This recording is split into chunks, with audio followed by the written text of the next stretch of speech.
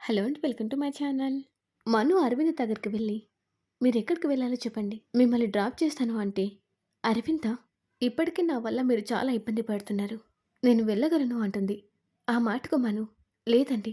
మీరెక్కడికి వెళ్ళాలో చెప్పండి. నేను డ్రాప్ చేస్తాను అంటూ అరవిందను బలవంతం పెడుతూ ఉంటాడు. దాంతో అరవింద, నా ఫ్యామిలీ ఎక్కడుందో నాకు తెలియదు.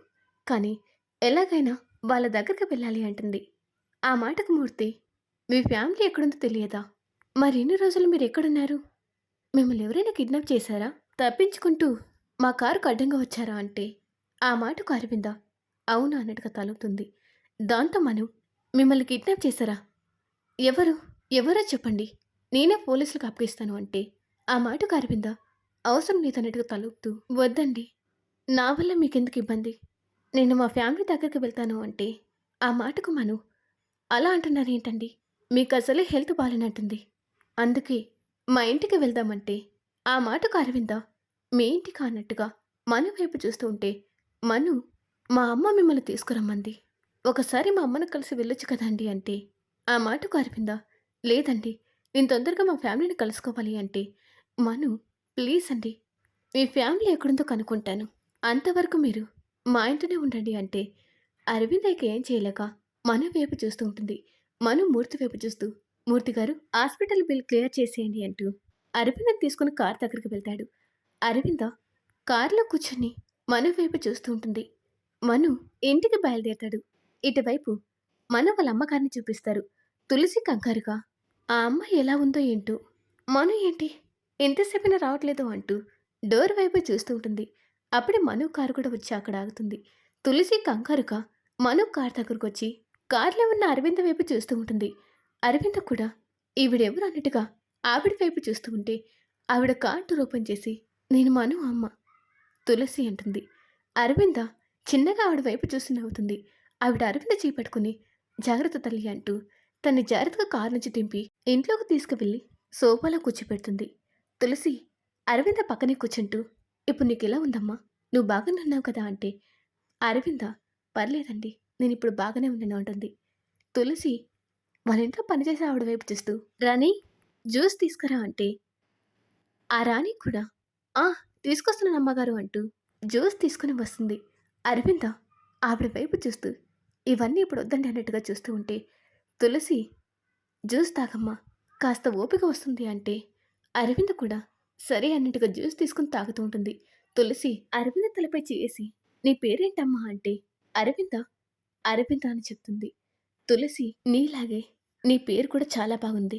ఇంతకి మీ ఫ్యామిలీ మెంబర్స్ అంటూ తులసి మాట్లాడుతుంటే, అప్పుడే మన తులసి పక్కనే కూర్చుంటూ, అరవింద గారి ఫ్యామిలీ మెంబర్స్ ఎక్కడున్నారు తనకు తెలియదంట. నేనే తన ఫ్యామిలీ మెంబర్స్ని వెతికి పట్టుకుంటా అని తనకు మాటిచ్చానమ్మా. అంతవరకు అరవింద గారు మన ఇంట్లోనే ఉంటారు అంటే, ఆ మాటకు తులసి సంతోషంగా, సరే అమ్మా, నువ్వు వెళ్ళి కాసేపు రెస్ట్ తీసుకో. రాణి అరవిందను గెస్ట్ రూమ్లోకి తీసుకువెళ్ళు అంటే, రాణి కూడా సరే అమ్మా అంటూ అరవిందను జాగ్రత్తగా రూమ్లోకి తీసుకుని వెళ్తుంది.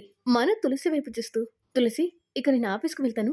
ఇప్పటికి చాలా లేట్ అయింది అంటూ హడావిడిగా మూర్తితో కలిసి ఆఫీస్కి బయలుదేరతాడు. ఇటు ఆఫీస్లో చూపిస్తారు.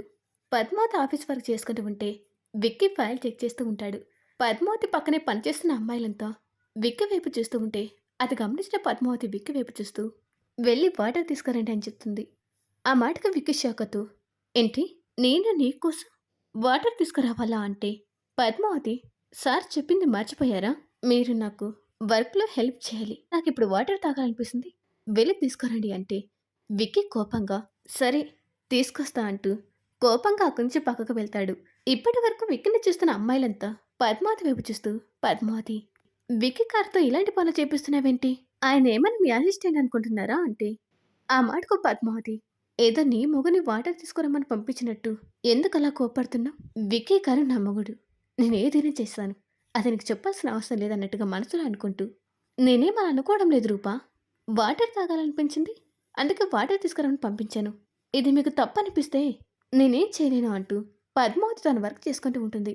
పద్మావతి అలా సమాధానం చెప్పడంతో ఆ అమ్మాయిలు ముగ్గురు పద్మావతి వైపు కోపంగా చూస్తూ ఉంటారు. అంతలో విక్కీ వాటర్ తీసుకొచ్చి పద్మావతికి ఎదురుగా పెడతాడు. పద్మావతి నవ్వుతూ వాటర్ బాటిల్ తీసుకుని వాటర్ తాగుతూ విక్కీ వైపు చూస్తూ ఉంటుంది.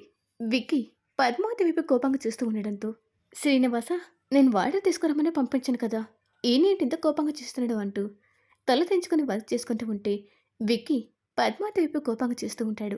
అంతలో మను కూడా ఆఫీస్‌కి చేరుకుంటాడు.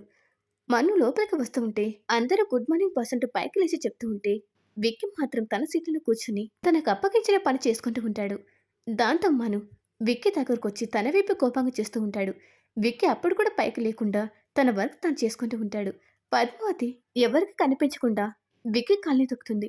దాంతో విక్కీ అమ్మా అంటూ పైకి లేచి తన్నే కోపంగా చూస్తున్న మనును చూసి బాస్ ఈరోజు ఆఫీస్కి లేట్ అయినట్టుంది. ఈ కంపెనీకి సీఈఓ అలాంటిది మీరే లేట్‌గా వస్తే ఎలా బాస్?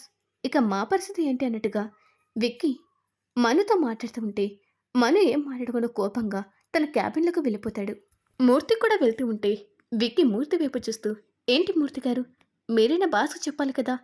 టయానికి ఆఫీస్‌కి రావాలని" అంటే, ఆ మాటకు మూర్తి, "సరే, చెప్తాను సార్" అంటూ వెటకారంగా మాట్లాడుతూ, అక్కడి నుంచి మను క్యాబిన్‌లోకి వెళ్తాడు. విక్కీ స్టైల్‌గా మళ్ళీ తన చైర్‌లో కూర్చొని వర్క్ చేసుకుంటూ ఉంటే, పద్మావతి విక్కీకి మాత్రం వినిపించేలా, "ఎందుకలా మాట్లాడుతున్నారు?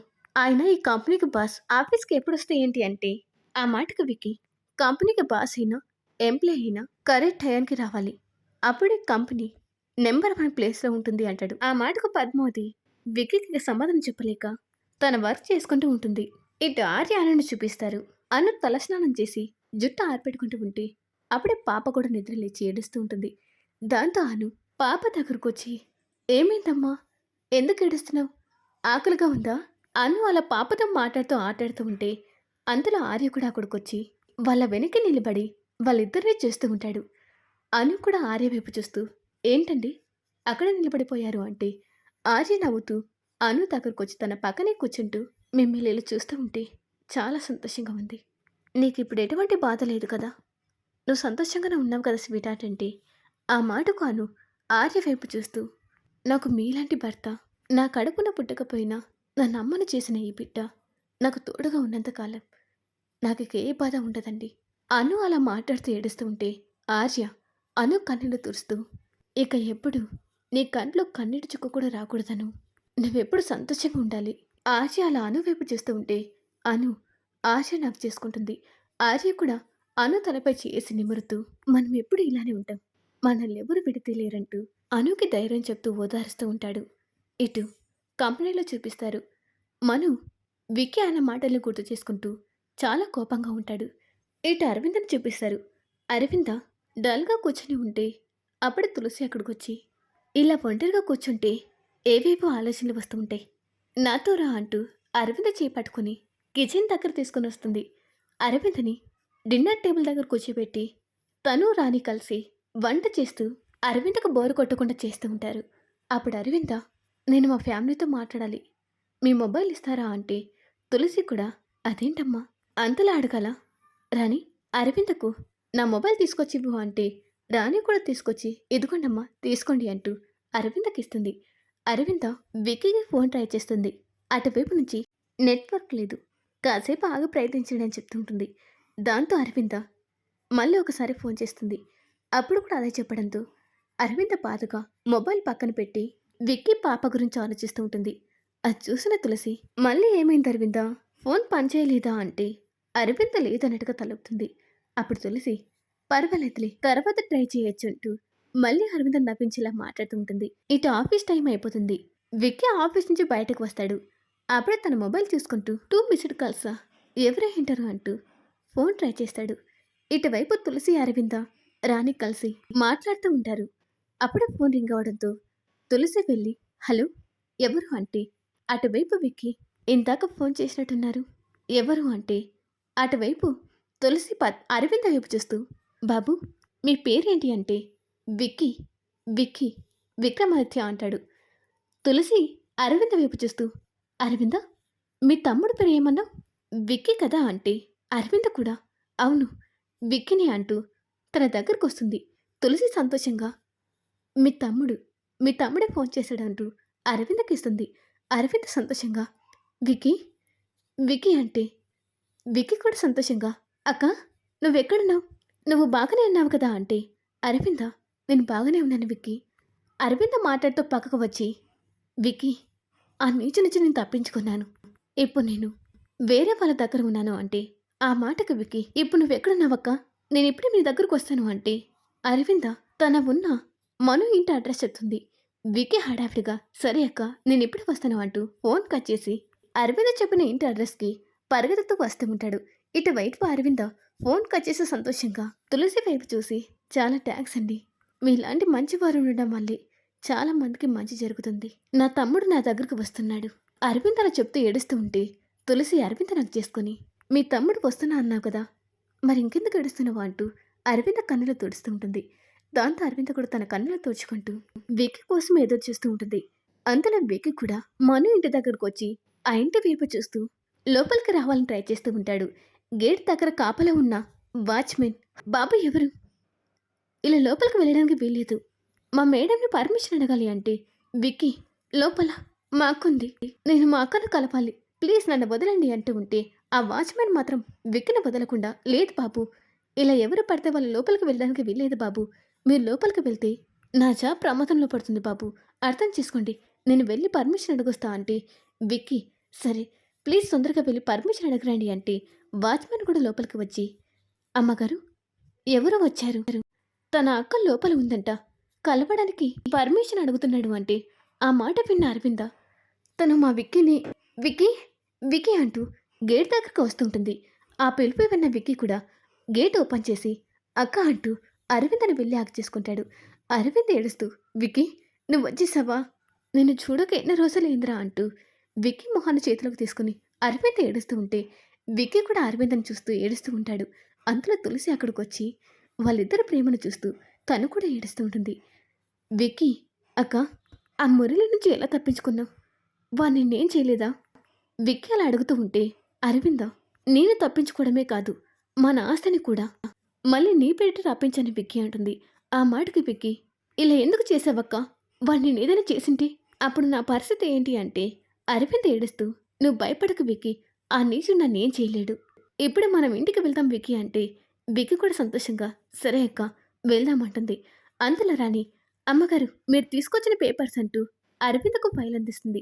అరవింద్ కూడా, "ఇదిగో విక్కీ, మన ఆస్తి" అంటూ విక్కీ చేతిలో పెడుతుంది.